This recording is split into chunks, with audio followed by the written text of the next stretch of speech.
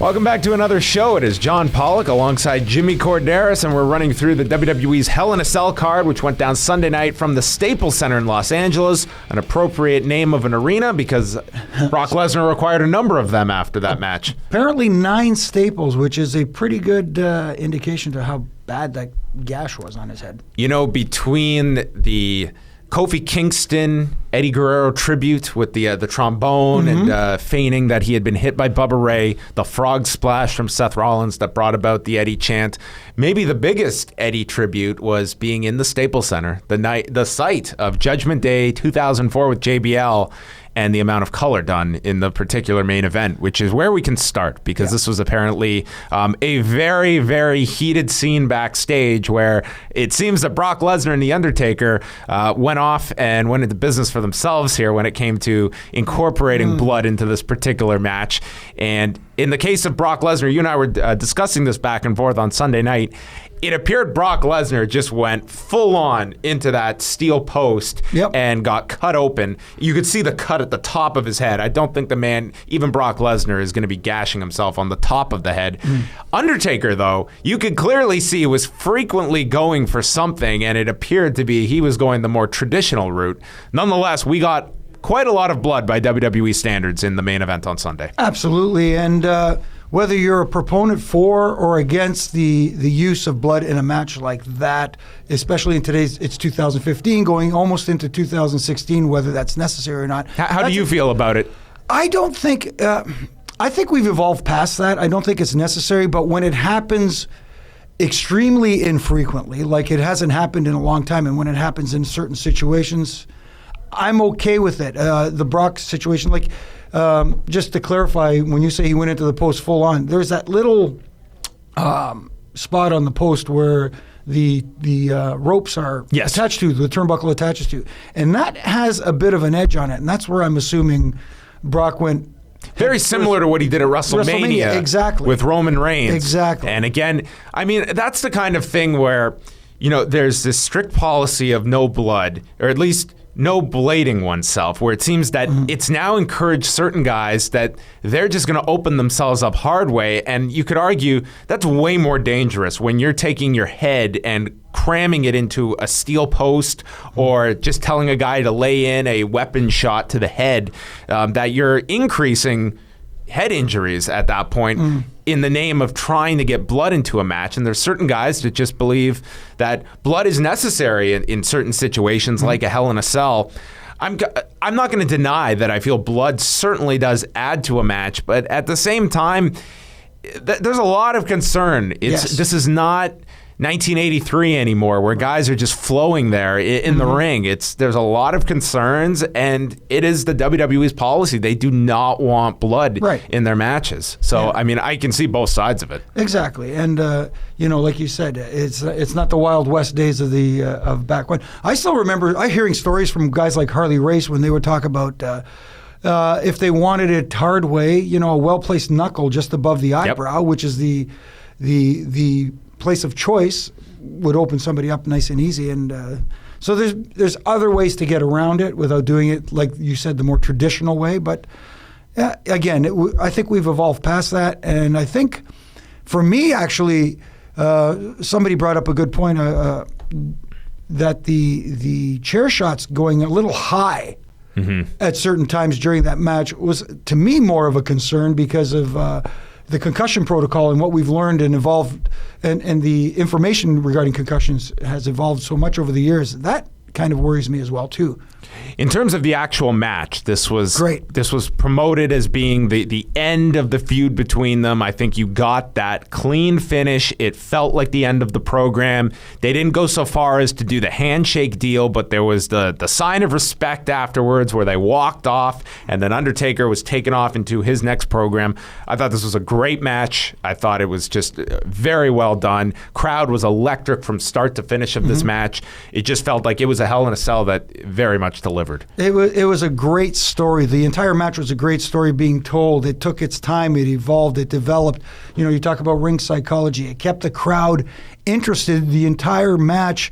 And Again, there will be people who complained about the finish with the low blow by Brock, but that just... I disagree. It makes complete sense because it's a circle of life, Simba. It goes back to what Taker did to him. It's perfect retribution, not revenge, retribution, and it made perfect sense. And going into Survivor Series, I like where this is going. You can read it multiple ways. I mean, yes, low blows can be done gratuitously and you groan. Not in this case. No. You can look back at it as it was him just simply getting revenge for the same spot he took at SummerSlam, or you could look at it that here he was, he can't beat The Undertaker, he kicked out of the F5, he had to go where Undertaker went and resort to that, just like he did at SummerSlam. I thought that spot was great. I really enjoyed that as a nice touch to the last match. And really underrated in that match was Brock Lesnar selling. Brock was great. The way he was staggering, and I mean, they were great. Yep. They were great in this particular match. Arguably, if you're looking at the three matches that this feud is kind of focused on, the WrestleMania, SummerSlam, Hell in a Cell, you could argue this one topped SummerSlam. Certainly the WrestleMania one had its issues with the concussion that The Undertaker suffered. But afterwards, it was kind of the send-off for The Undertaker, you felt, and then the Wyatts cut it off, all four of the Wyatt family members together, coming out and then taking Undertaker away after the beatdown and taking him to the back, almost like he was Jesus being taken away by the disciples. This naturally plays into the Survivor Series, which they've made it clear The Undertaker will be a part of. And where do you see this leading to in terms of The Undertaker and, I assume, finding some partners for the Survivor Series? Yeah, it's going to be interesting to find out who's going to be the partners for Taker, because you can go two roads with this, and I don't think either way would be a bad choice. I mean, you can pair him up with some younger talents. I know, obviously, names being thrown around like Roman Reigns, Dean Ambrose, and those guys. Getting the rub from The Undertaker in a traditional Survivor Series match would be cool.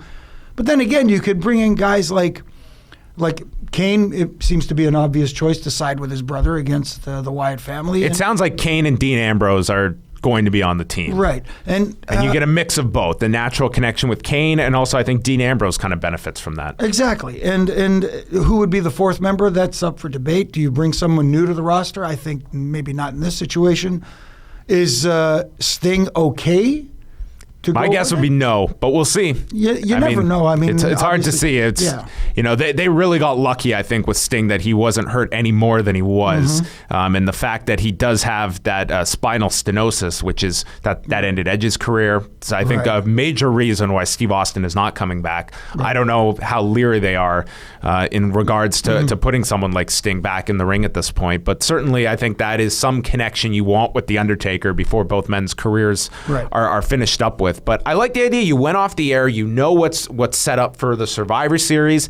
And let's look at Survivor Series where we're not going to have John Cena. It looks like Randy Orton probably not around. Brock Lesnar isn't scheduled for the rest of the year. So you're really kind of depleted at this point. So having The Undertaker ready for the Survivor Series, it kind of gives you something to build this year's show around with the 25th anniversary. And might I say, as someone that just gets so annoyed whenever WWE screws up on their basic math. They got it right this time. It is the actual 25th anniversary and not just, whereas WrestleMania 25 became the 25th anniversary. That's not how it works. Yeah. Well, the math works this time. And you're right. I think this is a good filler, like with John Cena going away for I don't know, 6-8 weeks, whatever the case may be. Yeah, I think Undertaker is a perfect choice. I mean, he's been away long enough and still feels like such a special attraction. And there's a story there. And exactly. And even if you want to go back to, this is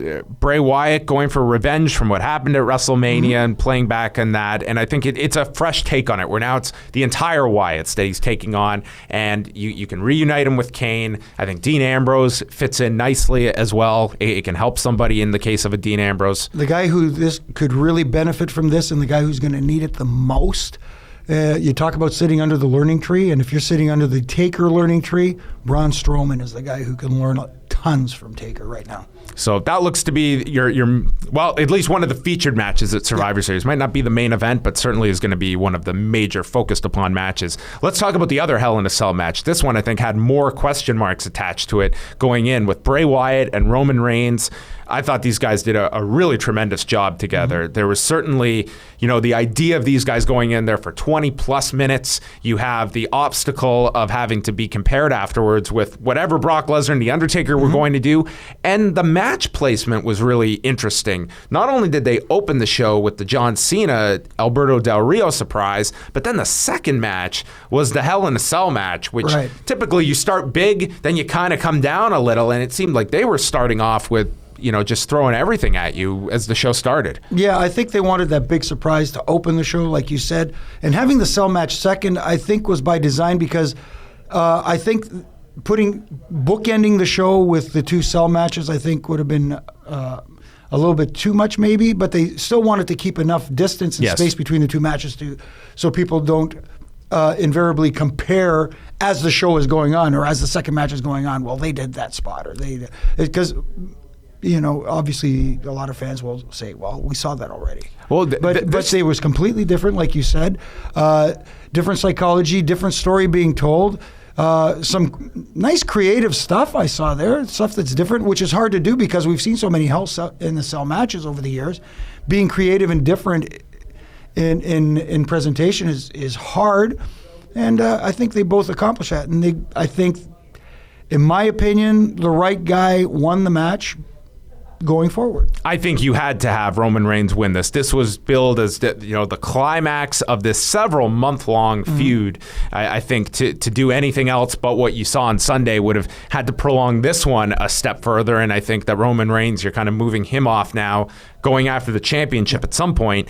With Bray Wyatt, I guess if you want to nitpick this, you did that spot right at the end of the match, throwing his face into the kendo stick and then returning later in the night. I guess, if you want to nitpick that, you can, but I thought that these two had a great performance. Crowd was engaged throughout this particular match, and I thought the right guy won here, and it was a cell match that was different enough from Lesnar and The Undertaker. It served its purpose. Absolutely. And going forward, I think naturally, I think we talked about Roman Reigns possibly joining Team Taker, but it almost seems like he's poised. I kind of want to see him away from the Wyatts at this point because that was how this was billed, and it almost seems like this is a step back. Yeah. You beat the leader to come back and face the team. It just seems a bit of a step back for him. That said, where do you see Roman Reigns at Survivor Series? I think naturally he should be challenging Seth Rollins for the WWE Championship. That's the match that feels, it might be early for some, but that seems to be the direction. I can't think of anyone else that could challenge Rollins beyond Roman Reigns. Right now, no. No one's ready. No, I don't think so. Alberto Del Rio, we mentioned that. He was the surprise. Maybe more of a surprise, actually, was Zeb Coulter was brought out to introduce Alberto Del Rio. He came out in the motorized scooter and then introduced Del Rio, the AAA Mega Heavyweight Champion. Did not come out with that particular title, but did leave with one. Surprising in terms of just how strongly he went over John Cena, just with the super kick and then pinned John Cena. I think it's surprised everyone that turned out to be the finish, but pretty emphatic win over John Cena, which I think was necessary to try and get some heat on whoever was going to be filling that spot. Not only beating Cena, but doing it in a pretty dominant fashion. Yeah, I liked it. I thought it was good. And if people remember back, it was the same way he beat Dolph Ziggler way back when for the World Heavyweight Championship. It was the same kick to the head, which, if I'm not mistaken, you can correct me if I'm wrong, if I'm not mistaken, led to Ziggler being off for a while with certain concussions.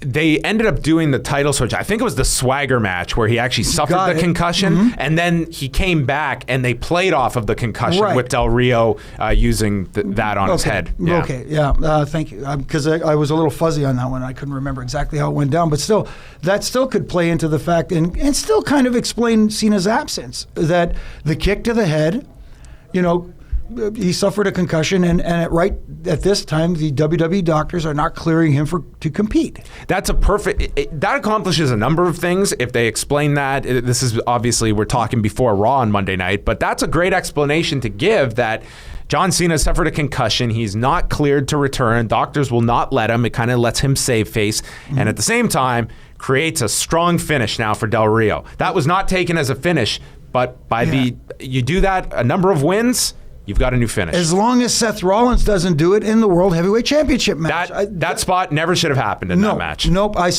soon as I saw it, I went, yeah, I completely agree with you. I thought the same thing, and he hit two of them, no less. Yes, exactly. You can't be coming in with the idea of establishing a new finish, and then it's trivialized later in the night. I'm going off the rails a little bit here, but, especially, and it's completely same kind of topic in a different situation. Kevin Owens has won a few matches over Ryback by raking the eyes and really showing an emphasis of how much damage can be done when you go to somebody's eyes. And in the WWE, even though they don't say it on television, when you poke someone in the eyes intentionally, it's an automatic disqualification. I don't know why they don't tell anybody this, but they play off that. Anyways, as soon as Kevin Owens does that in 2 matches to get 2 wins over Ryback, Randy Orton's poking guys in the eyes. There needs to be consistency. Come on, man. There's people that need to, there's a reason those agents are there. So stuff like that does not happen. But Del Rio gets the title. We kind of don't know if he's going to be babyface with this title, heel. I think that will really be established on Raw. Yeah.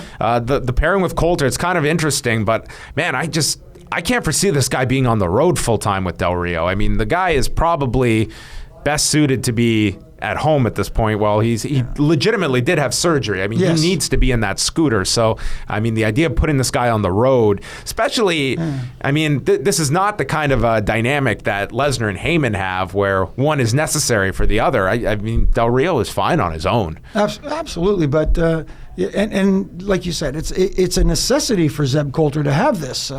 The motorized chair. It's not the John Laurinaitis people power chair. Yes. Where it was just used. It's necessary. So it's an interesting pairing, to say the least. Like you said, I was very surprised that Zeb Coulter came out to introduce Alberto Del Rio. I just curious to see where this is going to go before I. It would surprise me if he's not somewhat phased out rather quickly from this affiliation. Seth Rollins, he retained over Kane, clean with the pedigree. Yeah. I think they're constantly dangling that eventual match down the road with Triple H. Listen, the match was, it was fine. I thought by the end it picked up. This wasn't the most captivating build to a particular title match. I'm glad the finish was what it was. We're moving on from it. But Rollins gets a much-needed victory, and it seems to be a bit of a reversal over the past week where getting wins on Raw, on SmackDown, the pay-per-view. God forbid a champion gets some wins. No, but that happens all the time. But it seems to be reversed now. It never used to happen to the World Heavyweight Champion. It always happened to the Intercontinental Champion or the U.S. Champ. We have flipped the script, so to speak. Amazing how that works. And we've kind of talked about Rollins. It seems like Reigns is the only guy ready for the Survivor Series. He seems like the logical choice right now. There is nobody else ready.